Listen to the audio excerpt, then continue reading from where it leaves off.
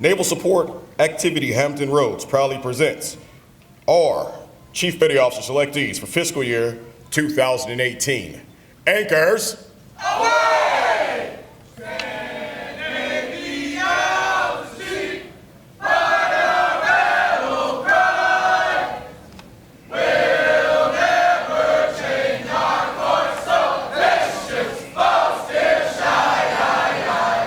Roll out the TNT, boom, anchors away. Sail on to victory and sink the bones to Daddy Jones' array. Anchors away, my boys, anchors away. Farewell to foreign shores, we sail at break of day. Through our last night ashore, drink to the fall, until we meet once more. Here's wishing you a happy voyage home. Blue of the mighty deep, gold of God's great sun. Let these our colors be till all of time be done, done, done, done. On seven seas we learn Navy's stern call. Pay courage, service true, and honor over all. Your Navy, Chief, Navy pride.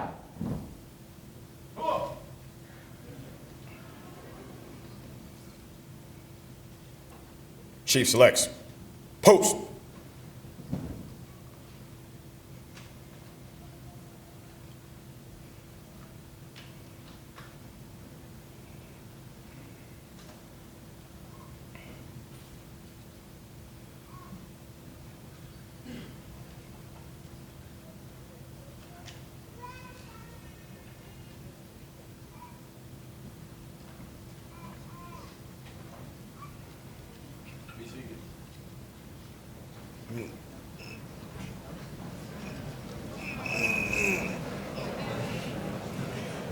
Please rise or remain standing for the parading of the colors and the singing of our national anthem by Chief Bennett.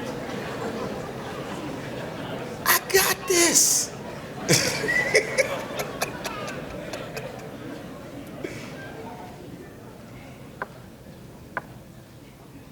Chief selects. Right, face. Parade, colors. Detail, attention, forward, march.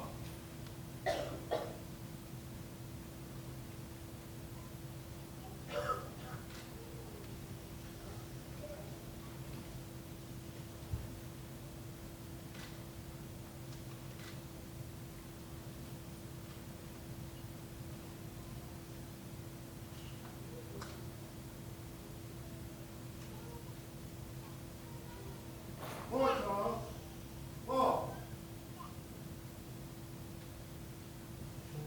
Detail, halt. Left, face, freeze it, on.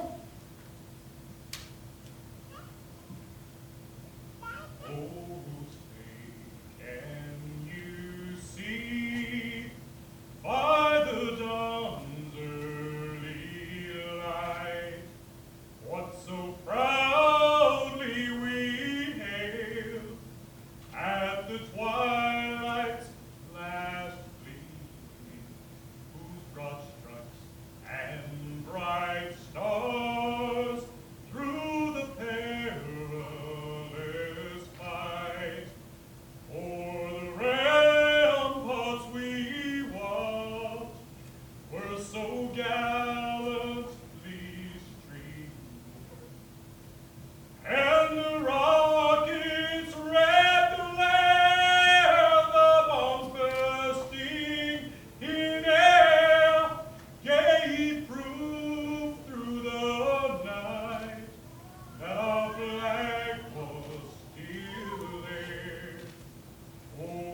say does that star-spangled banner yet wave o'er the land of the free and the home of the brave? Retire colors. Order. On. Make two. Right. Face. Forward. March.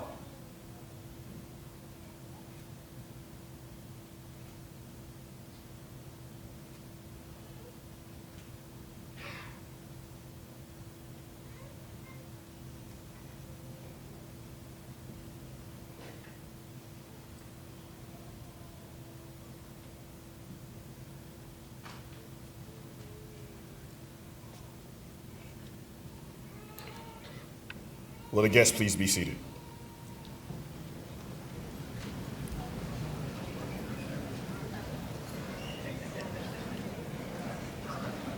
Chief Selects, Hull Raid, press.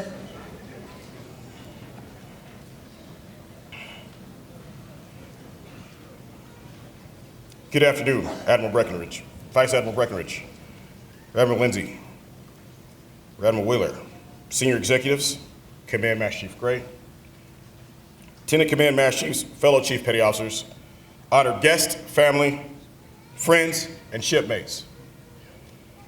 Welcome to a time-honored tradition, the Chief Petty Officer pinning ceremony. This ceremony is a culmination of NSA Hampton Road's CPO 365 program for this fiscal year. Today marks the end of several weeks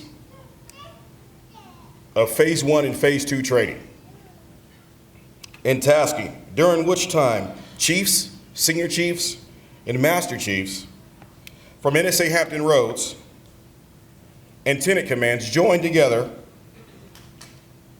in mentoring, motivating Chief Selects so that they might today be prepared to don that new khaki uniform. The goal of CPO 365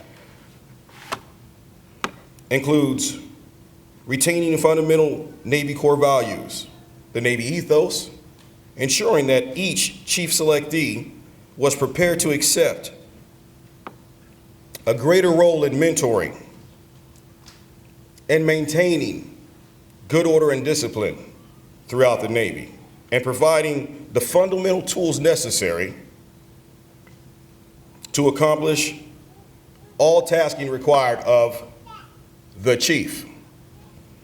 Phase 1 involved first-class petty officers and afforded an opportunity for those sailors to operate outside their comfort zones and to think outside of the box, improve their leadership skills, and to conduct training to their prospective chief's mess. Phase 2 was limited to those chosen for Chief Petty Officer by the selection board, consisting of Master Chiefs and Senior Chief Petty Officers. Phase 2 introduced increasingly greater physical, mental, psychological challenges, and with the purpose of developing key skills and making the Chief Selects into Chief Petty Officers. To our Chief Selects, we congratulate each of you and your families and welcome you to a community of Chief Petty Officers. We celebrate your accomplishments, a realization of a goal that for some of you started many years ago. We celebrate and accept you into an elite fraternity that for over 124 years has stood for unity, service, and navigation. In one's personal and professional life, no one knows better than you that your new role will not be easy.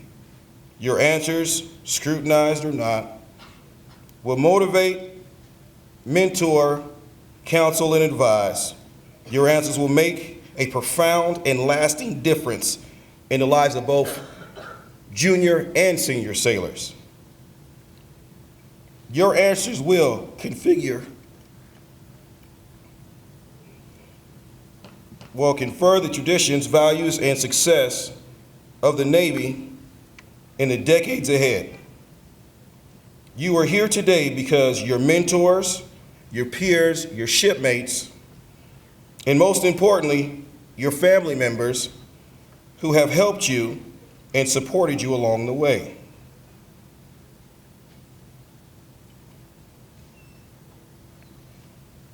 Will the wives, husbands, significant others, and children, family members of the chief selectees please stand?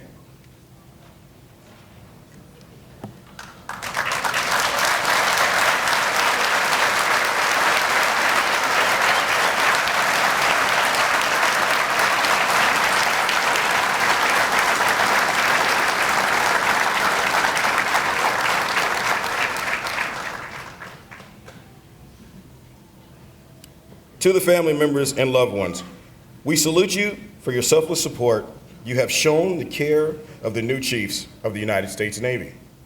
You may or may not have donned a uniform yourselves, but you have also made great sacrifices. And your spouse or significant other, our family member, others could not have achieved their career milestones without you. Thank you, and welcome to the mess.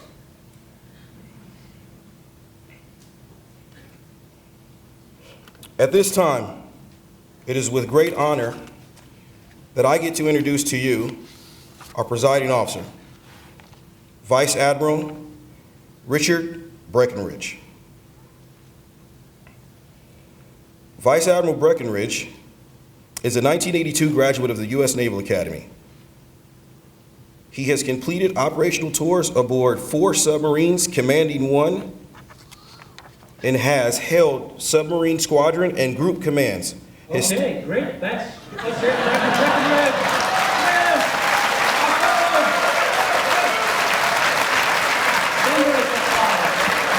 Thank you very much. Flags, SESs, commanders, CMCs, distinguished guests, ladies and gentlemen, friends and family, Chief Petty Officers, past, present, and future. It is an esteemed privilege and honor for me to be here to say a few words at this incredible Navy milestone, this phenomenal step of leadership that means so much to our Navy. Senior Chief Bennett, are you here in the room? Yes, sir. You mind if I give the benediction and you do the invocation? Yes. I'm sorry, I'll do the invocation, you do the benediction. You can do that. Okay, I'm going to do the invocation. I think it's important at these events. It's in the program. I'm calling an audible here. We sort of missed it.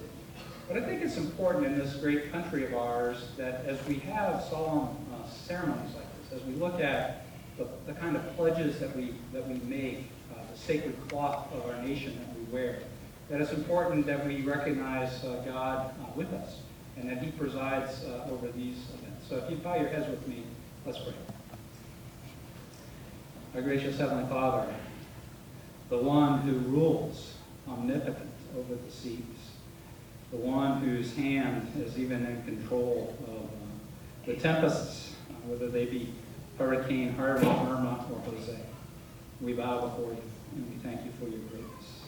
We thank you for the blessings, the goodness that you have shown to our country, the United States of America, and how you've helped our Navy ply the ocean seas under, again, your watchful care to preserve liberty, freedom, basic human freedoms. So, Father, we thank you for your presence here with us as we see this new group of chiefs step up to take great leadership positions to serve our country with honor, courage, and commitment. And we just ask for your blessings on each one of them and their families. In your most holy name we pray. Amen. Well, as I mentioned, hurricanes, Admiral Davidson sends his respects. He regrets that he's not able to be here today. He's got quite a bit of things going on, including setting sortie condition Bravo as we look at Hurricane Jose and some of the unpredictable nature of her path. So let me just get right to a couple of thoughts. Number one is I love that rendition of Anchors Away. I mean, just the way you sing it just out of tune like that shows tremendous training, preparation. Sort of warms my heart. But I'll let you know, I'm one of those early morning runners, and this season, this time of year is one of my favorites because when I'm out there, I get to run around that AstroTurf field down by the carrier piers, and I get to see you working out and singing Anchors Away.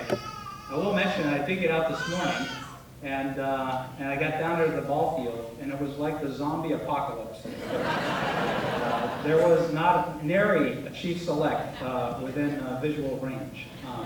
But Chief Selects, I know that this has been an arduous period of time for you.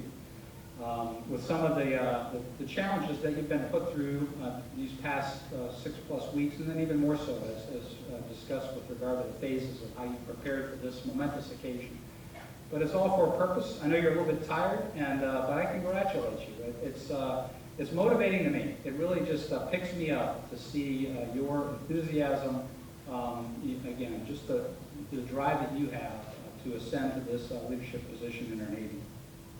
For the friends and family, we don't get here without you. And that's 100% true. For our moms, our dads, brothers, sisters, aunts, uncles, wives, children, we just depend so much upon your support and your energy for us to be able to do the hard work of taking ships to sea and going out and keeping this world safe and a better place. So I guess the question I have for the Chief Selects today is a great Navy for what? For what purpose? Why do we, the United States of America, depend upon such a mighty Navy? I think there's a little confusion about it. I'm not going to say we're all victims of fake news, but when you ask yourself the question, how do you know what you know is true? And at the end of the day, why is it that our Navy needs to be strong? I think because of a period of unprecedented peace since the Second World War. And again, I know there's been some ups and downs with regard to trouble spots around the globe since that period of time, but not since the Second World War have we approached, I think, an era that we're about to see, where things that are basic to us, that are fundamental to us, that we not just take for granted, but that we think are so common, it's foreign for us to think about what it might be like without it. So for just a second, I wanna rise up to the satellite and reposition ourselves over Western Massachusetts. I'm on Eastern Massachusetts guy, New England Patriots fan. By the way, you New Orleans Saints fans have no hope. But on that satellite, we're going to zoom in to Stockbridge, Massachusetts, in the Berkshires, beautiful western mountains of Massachusetts, the home of Norman Rockwell. And in Stockbridge today, there is a museum, the Norman Rockwell Museum, which is just a phenomenal place. If you ever get there, I highly commend it to you. It's just, Norman Rockwell art sort of strikes at the fiber and the core of who we are as Americans. That museum. There is a square room where you enter from each of the diagonal corners. And on the face of the four walls of that square room are four of the most famous portraits that Norman Rockwell ever made. And he made them right at the beginning of World War II. And the paintings were so inspirational that they became part of a war bond drive effort around the nation as those paintings went about. The four paintings are the four freedoms that we enjoy as citizens of this great country. And one of them, that you would know, would register you right away. It's the freedom from want. And that's the picture of, this grandmother carrying out this huge turkey out to this dining room table on Thanksgiving, and this cheerful, multi-generation group that's there about to have this phenomenal meal. There's one about freedom of worship. And again, that's a hallmark. That's not a given. That's something that we have fought to strive and protect and defend within our country. No matter what your religious preference, that you have the freedom to worship as you believe within our country. So there's a picture of people from many different faiths, all praying in the second picture within this room. The next picture is freedom of expression. And sometimes we call this freedom of speech. And we think that means you can be loud and noisy and in the face of others in violent protest. Whether that's the left or the right, we can amass together and have freedom of speech. Freedom of expression is a little bit different. And so this picture is of a town hall in a small town. They're in a church. There are pews, and there's a town hall meeting, and there's this blue-collar worker, working class man, dirty fingernails. He has a bill of information rolled up because he's done his preparation. He understands what the issues are that his town is facing. And he is standing up to go ahead and express an informed position of what he thinks is important as a voting citizen of this great country. And there are many that are looking up at him, sort of with respect and awe, because he has the freedom of expression and he exercises that properly. The fourth and final wall within Stockbridge Museum, Norman Rockwell's museum, is the freedom from fear. And this is a picture of two children, probably twins, boy and girl. And they're put to bed for the night. They're lying in their bed. Mom and Dad are staring over them. There's this little backlit down to the kitchen and the stairway.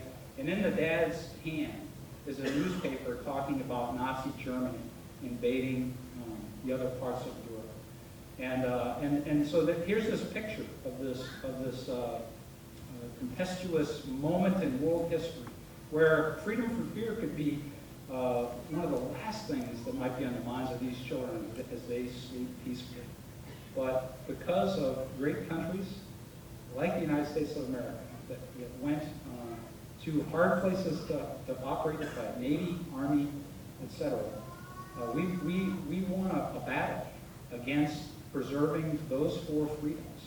And that's what it's all about. That's why we need a great Navy. That's why we all wear this uniform. That's why we put up with hardship of going to sea and operating airplanes, submarines, and surface ships around the globe. Because there are others that are rising powers right now that are opposite of the values that we share in America. And they want to challenge this idea of prosperity, this idea of free speech, this idea of being able to work and be delivered from them, and this idea of being able to worship the God whom you serve.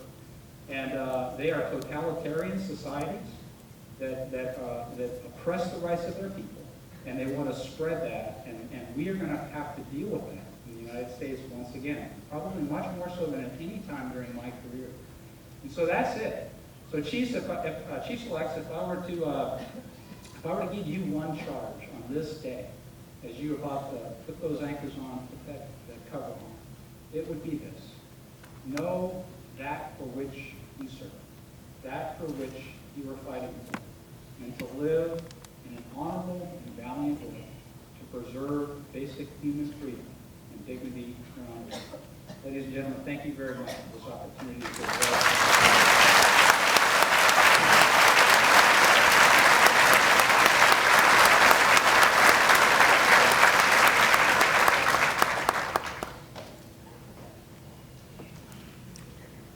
Thank you, Admiral.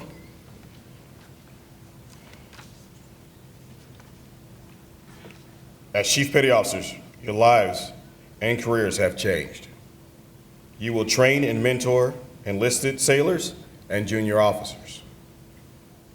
You will make tough decisions. You will support the chain of command. You will live up to the courage and the example of those that have gone before you, and excel beyond your own preconceived limits. When you hear those three words, ask the chief. Most importantly, you will continue to grow both personally and professionally. You will serve as a role model for the next generation of Chief Petty Officers. The Chief's Mess and our sailors depend on your leadership to make the Navy as mighty as its values. Congratulations and thank you for your service and your sacrifice. We wish all of you the best in the endeavors in your careers, your next assignments. Stay focused, stay engaged, stay proud. And at this time, I would like to introduce our guest speaker, YNCS retired April Mallets.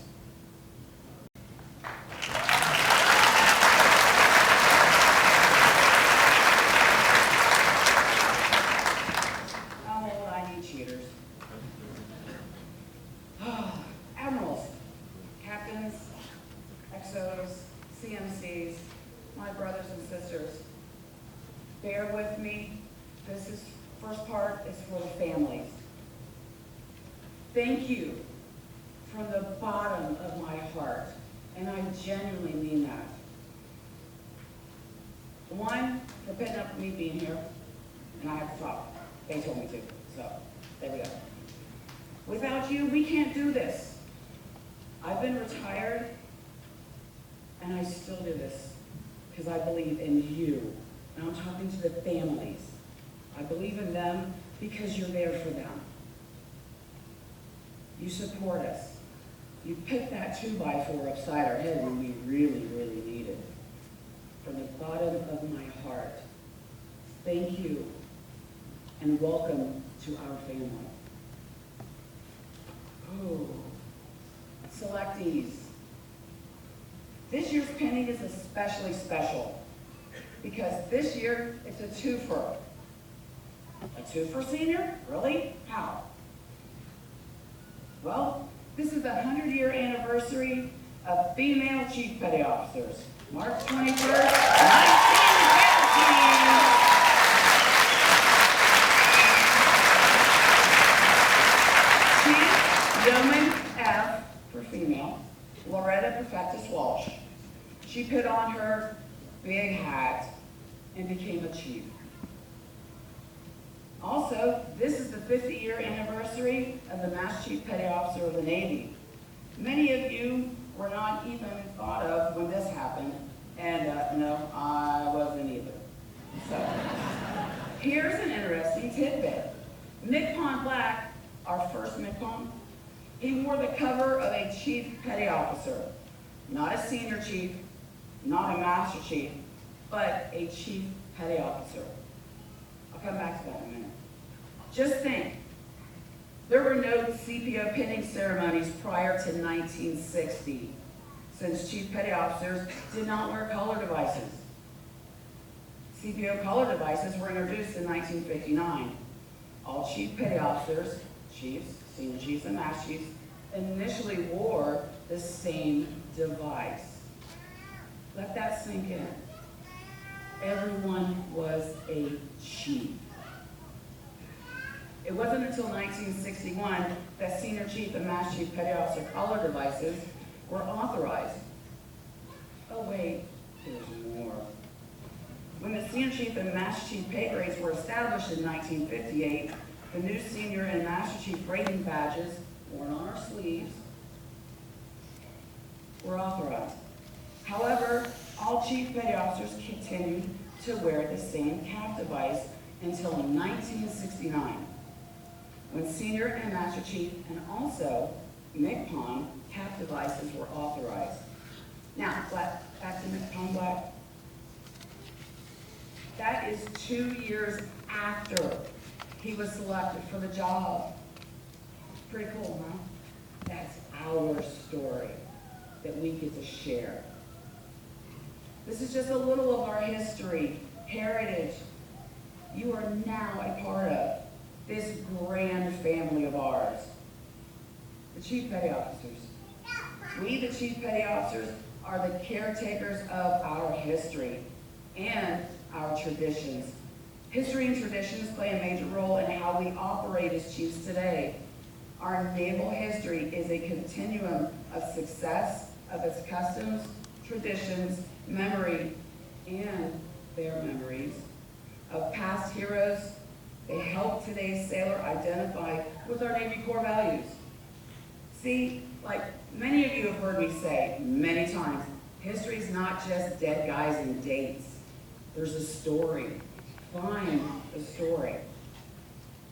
Prior to the adoption of the CPO pinning ceremonies, the final event, making chief, was generally referred to as wearing the hat. Wear your hat with pride, like many, many of my sisters and brothers before you. I have one quote that says a lot. It was on the 100th anniversary of the Chief Petty Officers. No, I wasn't a chief then. In the United States Navy, the title Chief Petty Officer carries with it responsibilities and privileges no other armed force in the world grants enlisted people. These responsibilities and privileges exist because for 100 years, chiefs have routinely sought out greater challenges and assumed more responsibility. That's from the CNO Admiral Frank B. Kelso II on April 1st, 1993. There is no more going to ask the chief because you are now the chief. I look forward to clasping your hand and welcome you to our mess. And I better get my hugs.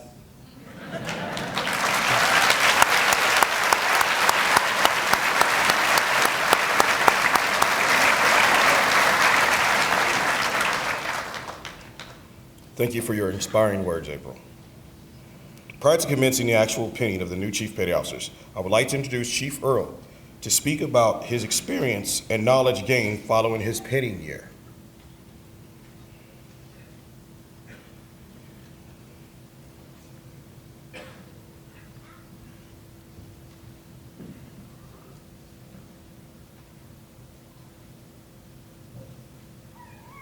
Good afternoon. I've been waiting for this day for 364 days and 1 quarter.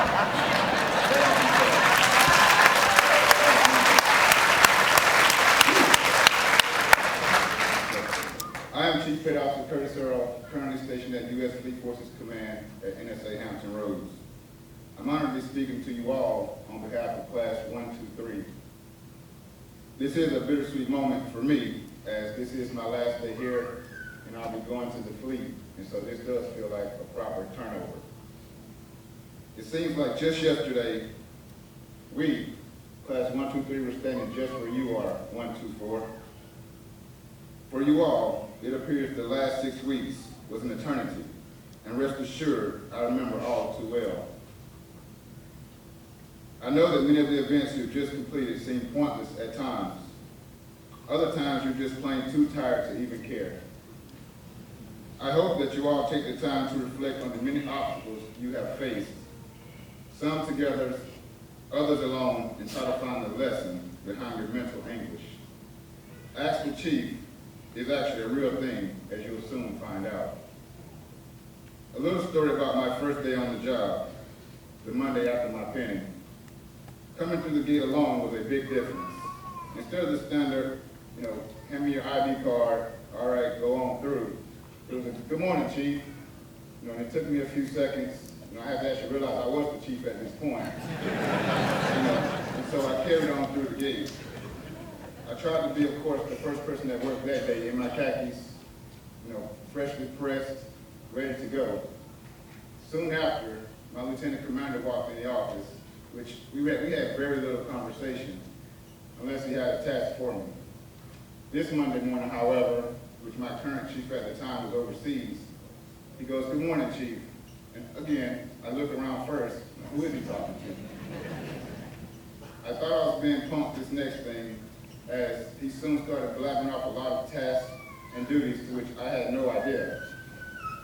I couldn't turn around and ask the chief, as he was in Italy, a long phone call. And this was the day I realized I was the chief. I had to find the answers. How on earth, the week before, I had no clue as to what he was saying, and now I'm supposed to have all these answers. As we always say, results, not excuses. I had to find the answers. After all the dust has settled from final night and being pinned, you are the chief. Let there be no mistake about it. The biggest lesson to be learned throughout your first year is that growing doesn't stop. Most of us, which we call it first years, as you'll say, we refer to after pinning day as phase 3. As long as you learn to lean on your brothers and sisters for advice and guidance, you don't have to recreate the wheel. You do not have to always be in the front to lead from the front. Chief, compassion. Truly believe in your body of work and in your junior sailors. Reassure them that you genuinely care and have their best interests at heart. This does not always mean telling them yes. Sometimes tough love is the best teacher. You, as the chief, set the tone for each and every one of those careers you will essentially hold in your hand. Humble. None of us are perfect. If you make a mistake, hold yourself just as accountable as you would your junior sailors. Remember, when you stop learning, you stop living. We all must realize that we can learn from our people, junior, senior, younger, and older alike. Intrusive leadership. Although it may feel uncomfortable at first, ask the hard questions. Have a questioning mentality. The more you know about your sailors, the better you'll be able to lead them. As you've been told many times lately, it is no longer about you. The measure of your success relies on the success of your sailors and your unit. Empowerment. You are here to train your release. It is your job to train your junior officers and sailors to carry on with or without you. Teach them what you know. Help them find the resources, not only when they have issues that arise, but so that they can continue to pass the torch. Remember, the chain of unity is only as strong as its weakest link. Fun. Because you are now the chief does not mean you can no longer have fun. Morale is one of the biggest driving forces that motivates your sailors and their work ethic. Of course, there are other calibration tools, but in my experiences, it is better to have them work for you because they're happy and they respect you, not because my chief said so. Leaders become great not because of their power, but because of their ability to empower others. A good leader is a person who takes a little more than his share of the blame and a little less than his share of the credit.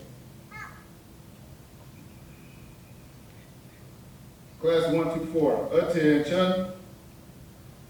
Navy Chief. Navy pride! Navy Chief. Navy pride! Parade rest. The most important lesson I've learned this last year is the duties and responsibilities of the first year chief. I truly hope you've mastered the art of fundraising and taking out the trash.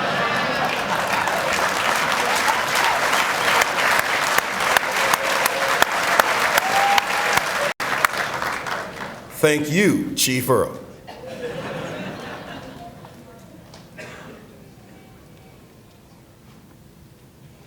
Before we present our chief selectees with their shiny anchors, Senior Chief Wilson will read a poem that's been written by a retired chief about the significance of the treasure in which they are about to receive. Good afternoon. Some raspy voices out there. It's a long night. The anchors of the chief. Two tiny little anchors, bright and shiny gold. Few know their significance or the treasures that they hold. To civilians, they're just little pins to put on sailors' collars. And in boot camp, they just signify the one who always hollers. To a seaman, these two anchors have power and control. To a Navy petty officer, these anchors are a goal. But ask a chief who's been there what those anchors signify, and they'll get a lump swelled up in their throat, and the tears will fill their eye. These anchors have tradition and a history of beliefs. They've been passed for generations, like a torch amongst chiefs. They signify the people who have helped with their career, and the chiefs who have guided them along somehow got them there. They're a symbol of brotherhood, a fraternity of pride. Formed by those who fought for freedom, they shine bright for those who died. They're a feeling that you get inside. It's the one that we chiefs have known. That no matter where you go in life, if there's a chief there, you're home.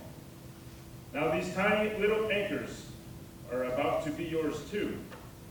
And for many chiefs who will retire, you'll be left to fill their shoes. So wear these shiny anchors, let your heart fill up with pride, earn respect not for the uniform, but for the chief you are inside. Take good care of your younger troops, be a chief who truly cares, and someday you will think of you as the chief who got them there.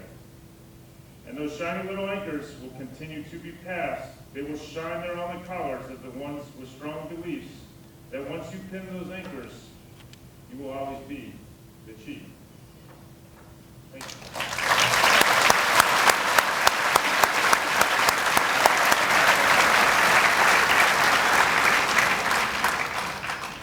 Thank you, Senior Chief Wilson. So without further ado, let's complete their uniforms by pinning on their anchors and fitting them with the cap of the United States Navy Chief Petty Officer. Selectees, attention. Left, face. For the persons pinning the chief selectees are presenting the covers, please make your way to the stage as your selectee is called. I ask you to please limit your applause until all the new chief petty officers are pinned, covered, regrouped, and formally introduced.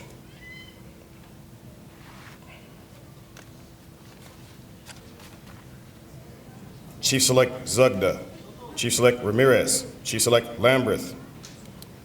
Chief Select Zugda will be pinned by her best friend, Abby Kohler, Chief Hogan, and Chief Hill. Senior Chief Streeter will present her cover. Chief Select Ramirez will be pinned by her mother, Jacinta, her father, David, and her son, Rudy. Master Chief Walsh will present her cover. Chief Select Lambreth will be pinned by her mother, Barbara, her father, Rob, and her daughter, Veronica. Chief Ferskin will present her cover.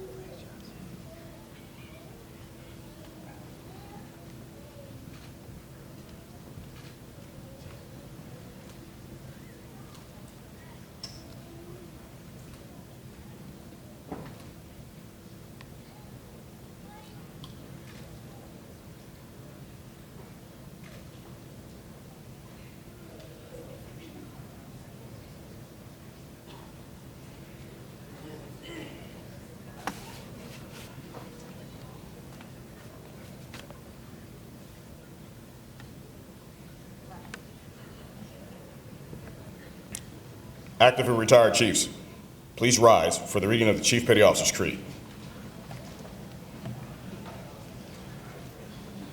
By Chief Pendergraft.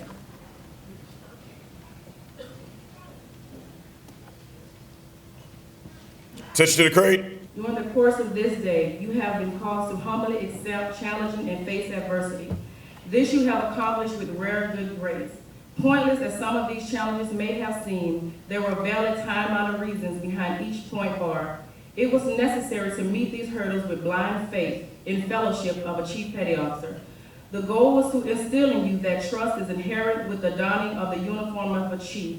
It was our intent to impress upon you that challenge is good, a great and necessary reality which cannot mar you, which in fact strengthens you. In your future as a chief petty officer, you will be forced to endure adversity far beyond that imposed upon you today.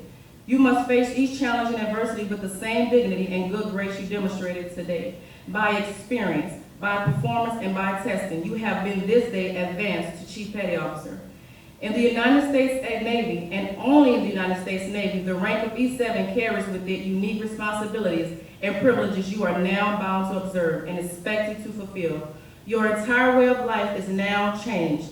More will be expected of you. More will be demanded of you, not because you are an E7, but because you are now a chief petty officer. You have been merely promoted one pay grade. You have joined an exclusive fellowship. As in all fellowship, you have a special responsibility to your comrades, even as they have a special responsibility to you. This is why we in the United States Navy may maintain with our pride our feelings of accomplishment. Once you have attained the position of Chief Petty Officer, your new responsibilities and privileges do not appear in print. They have no official standing. They cannot be referred to by name, number, nor file. They have existed for over 100 years. Chiefs before you have freely accepted responsibility beyond the call of printed assignment. Their actions and their performance demanded the respect of their seniors as well as their juniors. It is now required that you be the fountain of wisdom, the ambassador of goodwill, the authority in personal relations as well as in technical applications. Ask the chief is a household phrase in and out of the Navy. You are now the chief. The exalted position you have now achieved, and the word exalted is used advisedly, exists because of the attitude and performance of the chiefs before you. It shall exist only as long as your fellow chiefs maintain these standards. It was our intention that you never forget this day. It was our intention to test you, to try you, and to accept you. Your performance has assured us that you will wear the hat with the same pride as your comrades in arms before you. We take deep and sincere pleasure in clasping our hand and accepting you as a Chief Petty Officer in the United States Navy. Please be seated.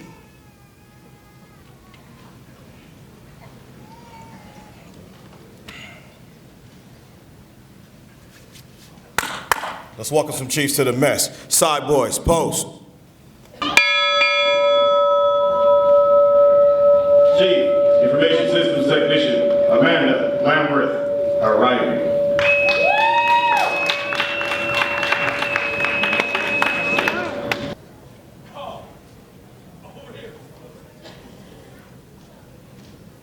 All new Chief Petty Officers, front and center.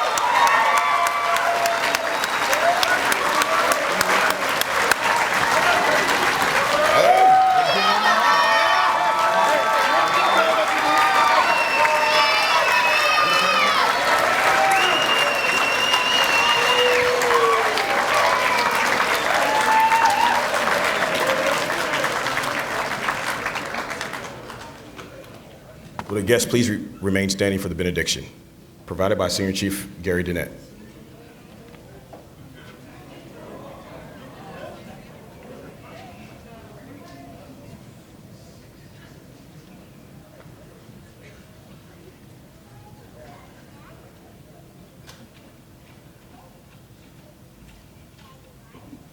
Let us bow our heads.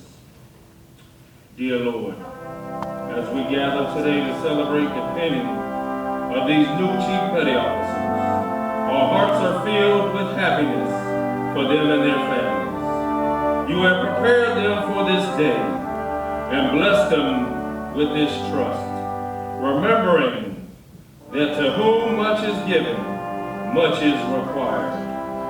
I ask you to direct their steps and give them strength to carry out their new responsibilities, to lead with honor, courage, and commitment. I pray this in your name. Amen.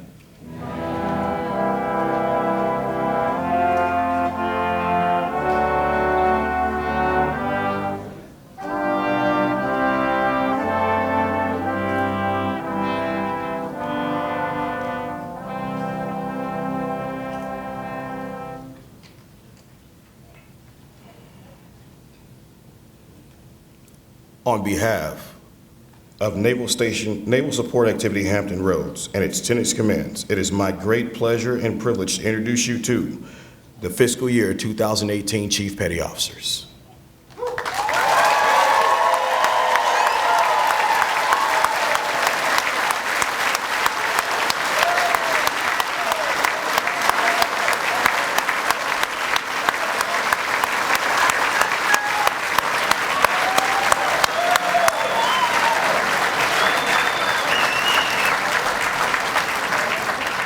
Name pride! Name chief! Name pride! Name chief! Name pride! Booyah! Booyah! 2018 Chief Petty Officers. Host.